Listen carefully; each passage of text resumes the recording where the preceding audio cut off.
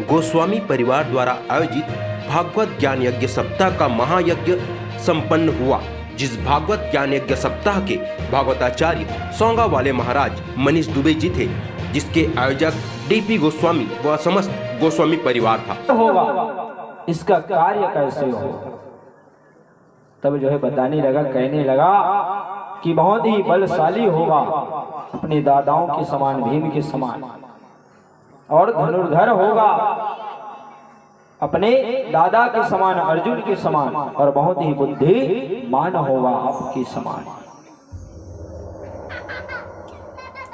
और एक दिन एक सर्प के कारण, एक सर्प के काटने से इसकी मृत्यु होगी और श्रीमद् भागवत महापुराण का रसपान करके मोक्ष को प्राप्त हो। अब देखिए, कोई भी बालक शिशु जब जन्म लेकर के आता है तो विचार कीजिए, उसके बारे में आपको जानने की उत्सुकता है और उसके बारे में आप कोई दुख जान लिए कि आगे जाकर यह दुख पाने वाला है तो कैसे लगेगा। आज सभी पांडव जो है नाराज हो गए, कहने लगे, हे भगवान, ये आपकी लीला कैसी है। एक तो एक ही बचा होगा पांडव कुल का वंशज उत्तराधिकारी, वो भी इसकी मृत्यु एक सर्प की काटने से हुई। सभी जो है थोड़ा दुखी हो गए, फिर उत्साह मंगल मनाए, समय बीतने लगा। फिर जो है परीक्षित जी महाराज युवा हो गए, बड़े हो गए। यज्ञ पवित्र किया, यज्ञ पवित्र करने के बाद पुनः ही राजपाट का भार सौंप करके पांचों पांडव जो है कहां जाने लगे, भगवान को पाने के लिए वैराग्यता ले लिया। और जैसे ही वैराग्यता लिया, इधर राजा परीक्षित जो है बहुत ही महान प्रतापी राजा हुआ, अपने शक्ति से संपूर्ण राज्यों को जीत करके राज करने लगा। उसके प्रजा कोई भी दुखी नहीं थे, जिसके पास भोजन नहीं था उसे भोजन देते थे, जिसके पास वस्त्र नहीं है उसे वस्त्र दान करते थे। ऐसा महान प्रतापी हुआ। एक दिन राजा महाराजा का काम क्या रहता था, जैसे खाली समय तो क्या काम है, शिकार खेलना, घेट करना। एक दिन सुंदर जो है शिकार खेलने के लिए वन में गया, अघेट करने के लिए। अब जो बोला है संत लोगों तो होकर ही है, टालने से भी नहीं टलेगा, और जो होनी रहती है वो अपनी तरफ खींच लेती है। अब जो है निकल गए बेचारा, अपना गांडी बांध लेकर के, धनुष बांध लेकर के जैसे ही निकले शिकार खेलने के लिए, समय बीतने लगा। सुबह से दोपहर, दोपहर से शाम हो गई। एक जगह गया तो देखा एक बैल जो है, एक बैल खड़ी है एक पैर में। कितने पैर में? एक पैर में। और गौ माता रोती हुई बैठी है, और एक आदमी बड़ा भारी डंडा लेकर के उसको, और जो मार रहा है आदमी डंडा लेकर के, कौन है? वही कलियुग है। बोल बाकी बिहारी लाल की, वही कलियुग है। अब वहीं से प्रारंभ हुआ इस युग जो हम लोग जी रहे हैं। झूठ का दुनिया, मतलबी का दुनिया कैसे आया, क्यों आया? तो कहते हैं भगवान ने जब सृष्टि का निर्माण किया तो सबको पता था, देवता को, कि 3 लोक में तो हमारी मान सम्मान होगी, लेकिन कलयुग में इंसान हमको पूजेगा या हमको याद नहीं करेगा तो सिर्फ मतलब के लिए करेगा। और कलयुग वैसा है, यहाँ अभी इतने लोग भागवत सुनने आए हैं, कोई ना कोई सोच रहा होगा भगवान हमारे बच्चे पढ़ने गए हैं, अच्छा अच्छा घर आ जाए, आपको एक श्रीफल चढ़ाएंगे। भगवान सबका यहाँ ठेका लेके बैठा है, देखते जाएगा क्या क्या है, बताओ, सब चढ़ाते जाए। भगवान को कभी खरीदने की कोशिश मत करना, भगवान से कभी वादा न करना, और वादा कर सकते हो तो निभाने की क्षमता रहनी चाहिए। बोल बाकी बिहारी लाल। हम कहते हैं भगवान के पास जाके, भगवान जी हमारा काम बना दो, 1 किलो मिठाई चढ़ाएंगे। तो भगवान सबका सुनेगा तो क्या करेगा? सबका अगर शौक भी पूरा कर दिए तो इंसान सुख से नहीं रहेगा। God two see great picture देखे, उसमें अक्षय कुमार को कहते हैं कि सबका जाओ, सबका जो जो मांग रहे दे, सबकी मनोकामना पूर्ण कर देते हैं। फिर वही आ जाता है। अब कोई सोच रहा होगा हमें गाड़ी की जरूरत है, अब भगवान कोई उसे गाड़ी दे देगा और जाके कोई एक्सीडेंट में फंस गया बेचारा, तो सोचेगा कि अच्छा भगवान हमें गाड़ी न दिया रहे, यही चाहता। तो कहा गया भगवान शौक सबकी पूर्ण करते हैं, लेकिन सोच समझ करके करते हैं। तो आज वैसे पुनः ही जब देखा महाराज परीक्षित, कहा एक इंसान जो है एक बड़ा भारी डंडा लेकर के मार रहा है। जा करके देखा तो जो बैल खड़ा है एक पैरों पर, वो स्वयं कौन है? ऋषभ देव महाराज है, जिसके सतयुग में 4 पैर थे। कितने पैर थे? 4 पैर थे। कहने लगे, हे ऋषभ देव महाराज, आपके सतयुग में क्या है? 4 पैर थे। दया पवित्र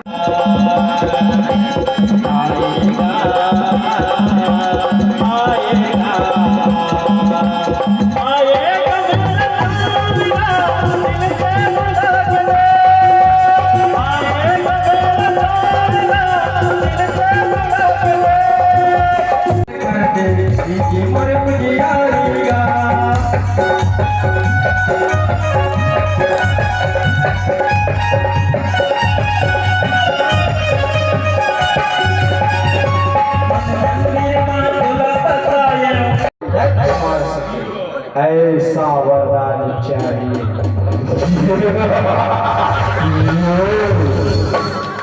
ऐसा वरदान चाहिए।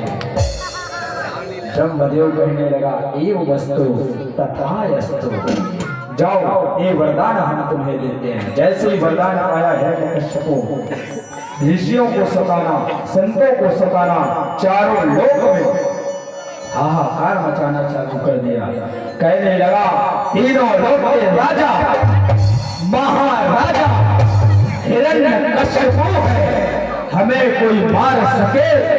ये जमाने में दम कहाँ? हम जमाने से हम हैं, जमाने हमसे नहीं।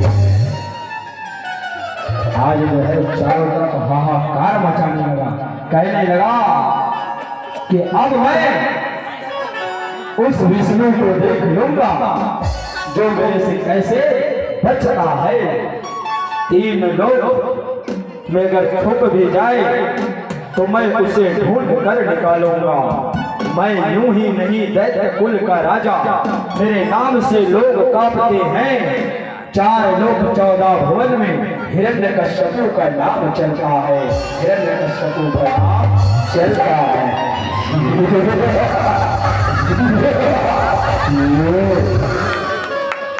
हिरण्यकश्यप जो है हंसने लगा और जो है कहने लगा कि अब मैं किसी को नहीं छोड़ूंगा और चारों लोक में हाहाकार मचा दूंगा। और आज सब देवता थर-थर कांपने लगे हिरण्यकश्यप से। तब जो है सभी देवता जो है कहने लगे, प्रभु रक्षा कीजिए। हिरण्यकश्यप वध की तरफ झांकी वाले बच्चे से निकले, अपना पोशाक, अपना मेकअप तैयार कर लीजिएगा। बोले भगवान की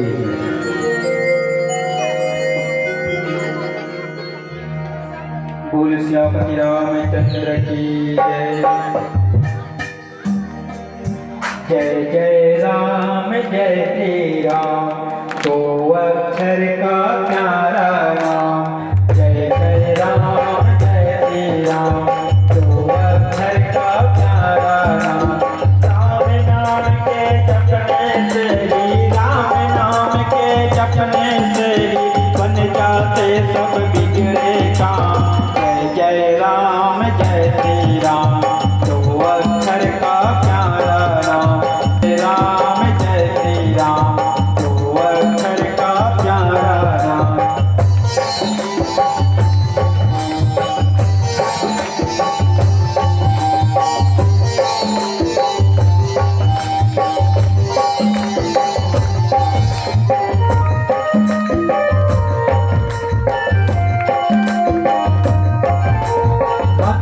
तब दो दरियों को मस्ता रूप से पारा।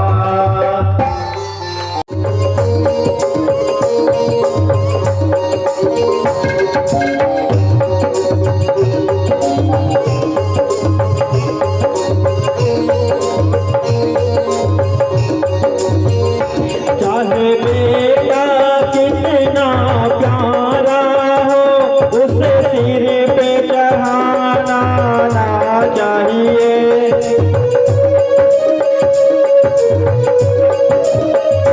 चाहे बेटा कितना प्यारा हो, उसे सिर पे चढ़ाना ना चाहिए। चाहे बेटी चाहे बेटी चाहे बेटी कितनी लाड घरे घरे में क्यों चाहिए। जिसे भजन में राम का नाम न हो, उसे भजन को गाना ना चाहिए।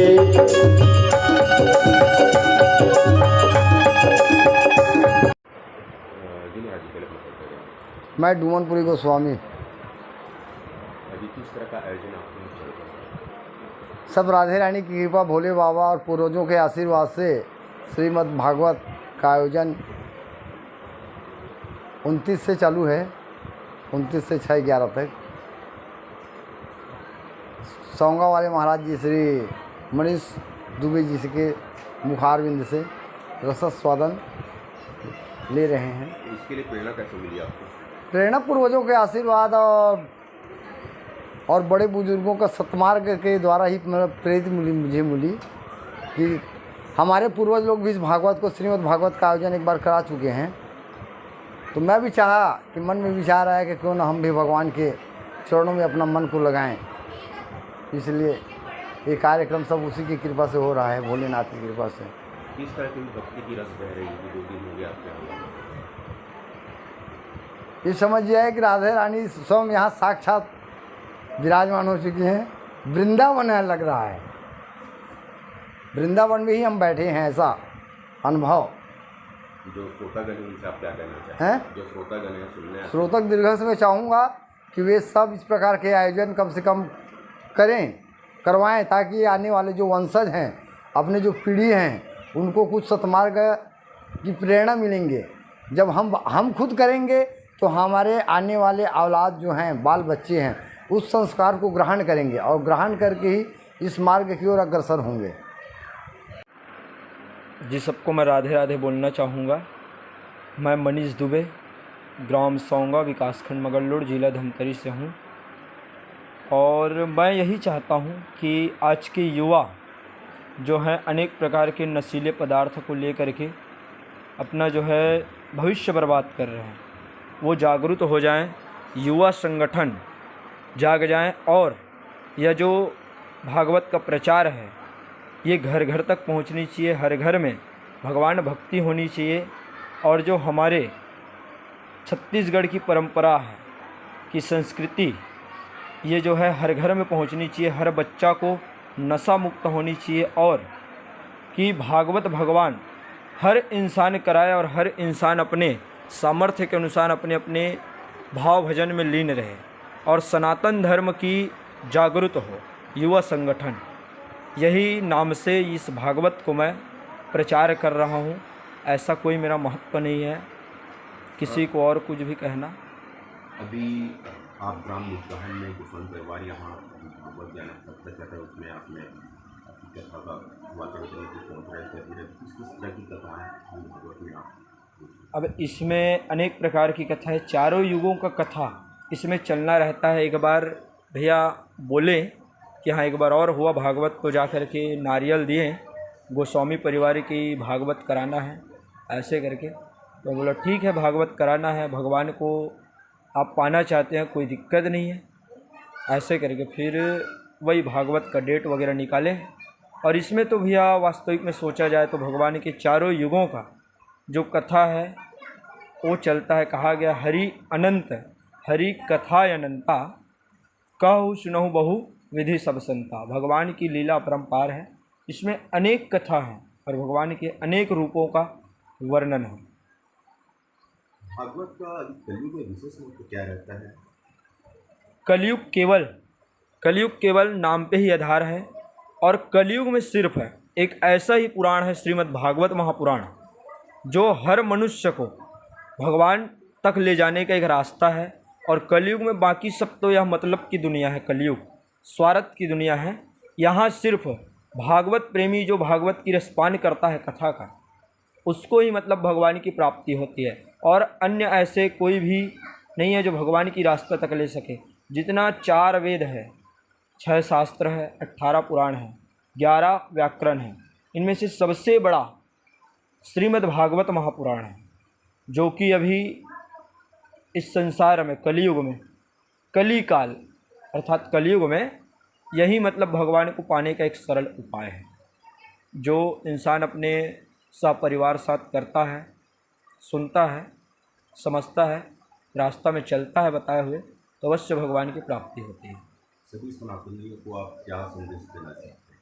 जितने भी सनातन धर्म है बस यही कहना चाहूँगा कि अपने जो हिंदू प्रथा है, ग्रंथ है, उसका अध्ययन करें, घरों घर तक जनमानस तक यह भागवत की प्रचार करें और घर घर जा कर के इसके बारे में बतलाएं कि ये कथा जो है हमारी सनातन धर्म की एक पहचान है, हिंदू ग्रंथ है, जो हम हिंदू अपना भागवत पुराण सप्ताह यज्ञ हर इंसान करे, हर एक के घर में हो, ऐसा हमारा सोच है। और सनातन धर्म को यही चाहूँगा कि हर बालक जो युवा है आज की डेट में जो नशा मुक्ति में ज़्यादा घुल मिल रहे हैं, वह नशा मुक्त हो जाए और भागवत प्रेमी बन जाए, यही कहना चाहता हूँ।